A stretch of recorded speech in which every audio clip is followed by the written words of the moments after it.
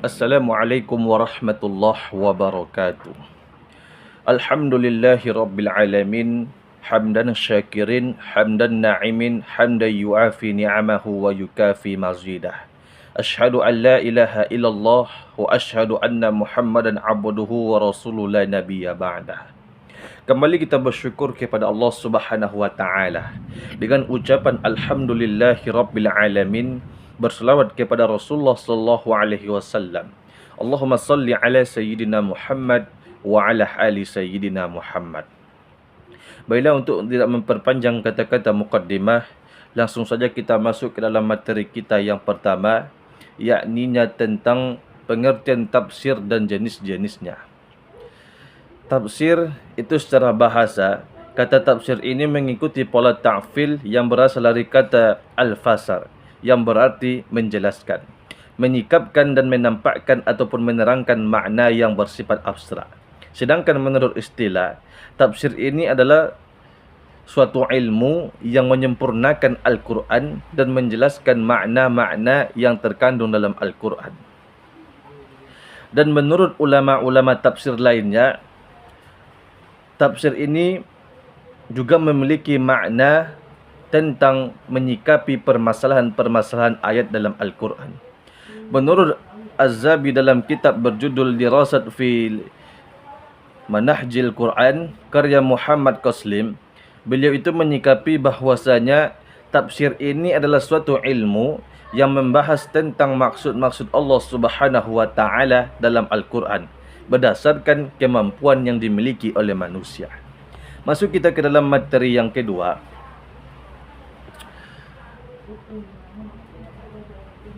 Mengenal ulama tafsir dan karangan-karangannya.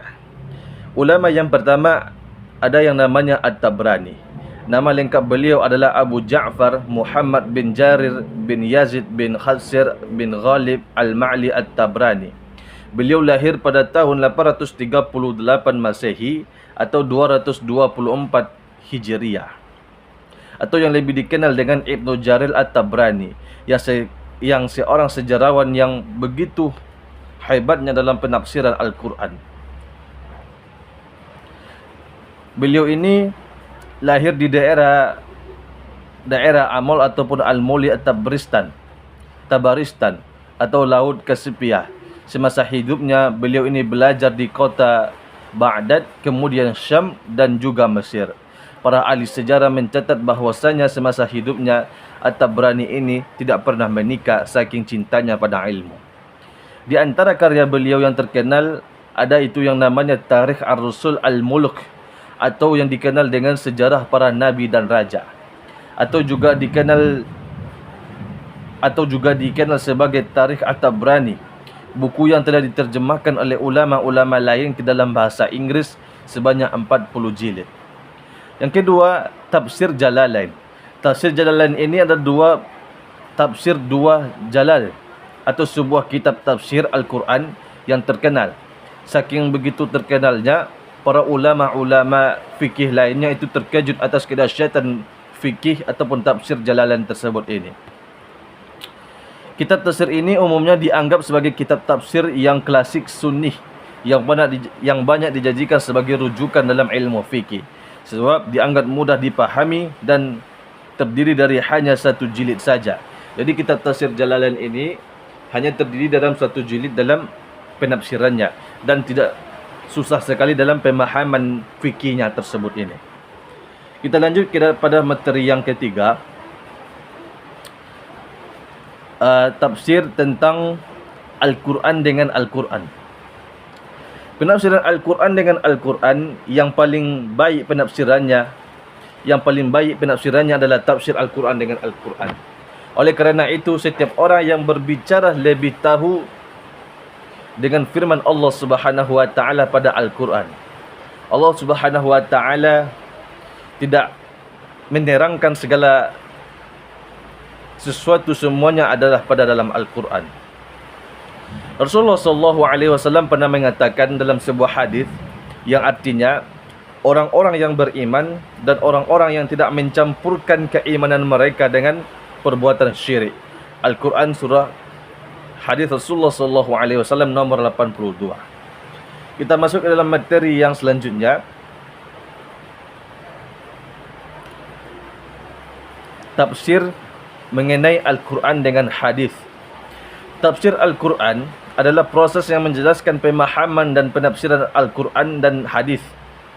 Menafsirkan Al-Quran dengan Al-Sunnah adalah salah satu cara penafsiran yang digunakan dalam metode tafsir Al-Makthur. Tafsir Al-Makthur adalah salah satu metode penafsiran Al-Quran yang paling kuat diakui keabsahannya, iaitu metode penafsiran An-Nas, penafsiran nas-nas Al-Quran dengan menggunakan nas-nas Al-Quran dan sunnah Rasulullah sallallahu alaihi wasallam. Menurut Ibnu Katsir, Al-Quran dengan sunnah adalah pendekatan yang begitu penting memahami ayat-ayat Al-Quran. Ibnu Katsir menekankan bahwasanya penjelasan Al-Quran itu begitu penting dalam kehidupan manusia dalam memahami ilmu fikih. Kita masuk ke dalam materi selanjutnya. Tafsir terkait ketaatan kepada Allah dan Rasul dan para pemimpin. Tafsir Ibnu Katsir radhiyallahu an pernah mengatakan bahwasanya Ali bin Abi Thalib pernah bertanya kepada Rasulullah sallallahu alaihi wasallam, "Wahai Rasulullah, pemimpin seperti apakah yang wajib kami taati atas perintahnya? Pemimpin seperti apa yang wajib kami jalani perintah yang mereka bagikan kepada kami?" Lalu Rasul pun menjawab, "Wahai Ali," kata Rasulullah sallallahu alaihi wasallam, "patuhlah kalian kepada pemimpin yang memang faham pada agamanya, yang memang cinta kepada Allah, yang cinta kepada Rasul, yang cinta kepada Al-Qur'annya dan sunnah Rasulullah sallallahu alaihi wasallam, maka patuhlah kalian kepada pemimpin-pemimpin seperti itu." Patuh kita kepada Allah, maka sama saja kita patuh kepada Rasulullah. Patuh kita kepada Rasulullah, maka sama saja kita patuh kepada Allah Subhanahu wa taala. Masuk kita ke dalam materi selanjutnya. Tafsir terkait tentang taharah. Ini merupakan seruan Allah Subhanahu wa taala kepada umat manusia. Seruan Allah kepada orang-orang yang beriman, yang menjelaskan tentang syariat wudu yang hendak mendirikan solat. Sebab keadaan suci dari hadas itu merupakan salah satu syarat sah solat. Jika tidak ada air, kekurangan air ataupun memang tidak ada mencukupi untuk berwudu, maka Allah memberikan jalan yang paling tepat untuk kita yang namanya taharah. Tema yang selanjutnya yakni tentang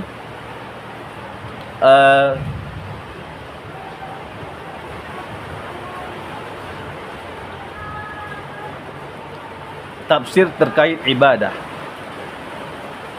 Allah Subhanahu wa taala menjelaskan dalam Al-Quran, Quran surah Al-Baqarah ayat 43, yang artinya, laksanakanlah solat, tunaikan zakat dan rukuklah bersama orang-orang yang rukuk. Allah Subhanahu wa taala menganjurkan kepada umat manusia mendirikan solat. Barang siapa yang mendirikan solat, maka sama saja mereka menegakkan agamanya. Dan barang siapa yang tidak menjalankan ibadah solat, maka sama saja mereka itu meruntuhkan agamanya secara nyata. Kita lanjutkan ke materi selanjutnya. Tafsir terkait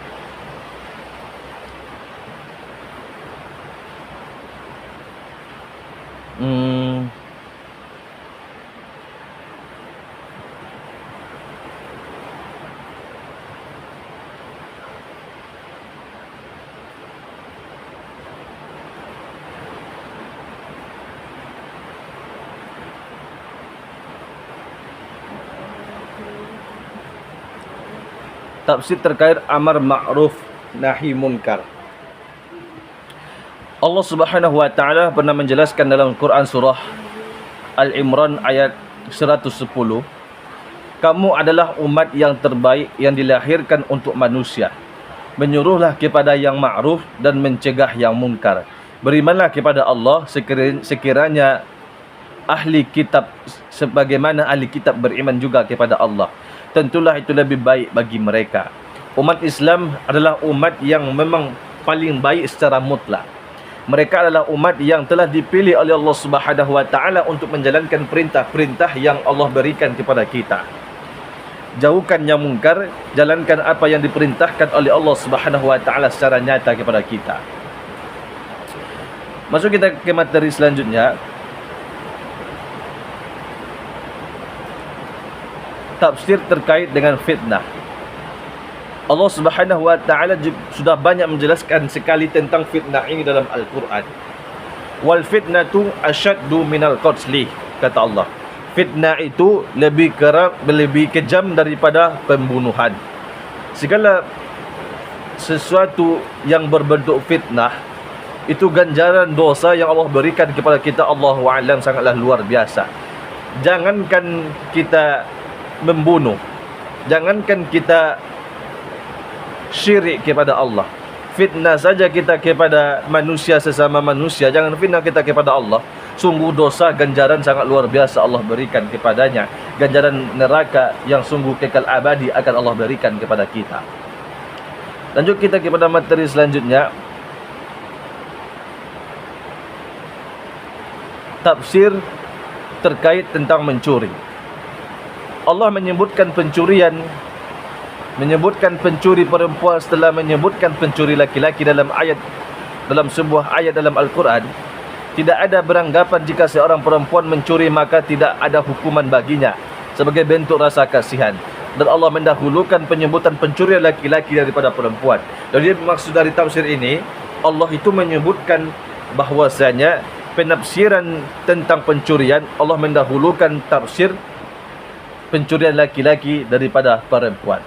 Kita lanjutkan kepada materi selanjutnya yang bertemakan tentang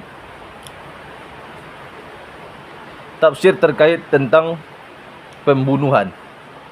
Di sini tercantum bahwasanya apabila dilihat dari segi hukum tentang pembunuhan, dalam Islam itu ada dua bentuk, yaitu pembunuhan yang diharamkan dan pembunuhan yang disengaja tanpa sebab, dan pembunuhan yang dibolehkan seperti membunuh orang yang murtad itu dihalalkan oleh Allah Subhanahu wa taala. Namun dengan sebaliknya, pembunuhan dengan sengaja itu Allah haramkan, dibalasnya dengan nyawa sama nyawa.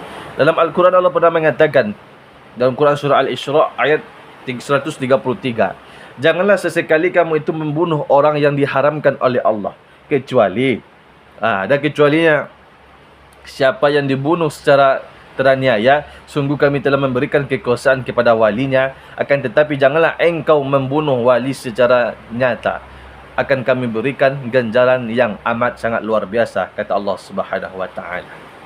Kita lanjutkan kepada materi selanjutnya, bertemakan tentang tafsir terkait zina. Allah Subhanahu wa taala sudah banyak menjelaskan pasal ini dalam Al-Qur'annya. Salah satunya dalam Quran surah Al-Isra ayat 32, Allah menerangkan yang artinya janganlah sesekali kamu mendekati zina, kata Allah. Sesungguhnya zina itu adalah suatu perbuatan yang sangat keji dan suatu jalan yang paling buruk, kata Allah Subhanahu wa taala. Dan janganlah kalian mendekati zina, kata Allah, dan sesuatu yang membuka jalan untuk mendekati zina. Mendekati jalan dari zina saja, mendekati jalan untuk ke zina saja Allah larang. Apalagi kita mendekati ataupun menjalankan perbuatan yang tercela tersebut. Allah sungguh melaknat kita. Kita lanjutkan kepada materi selanjutnya.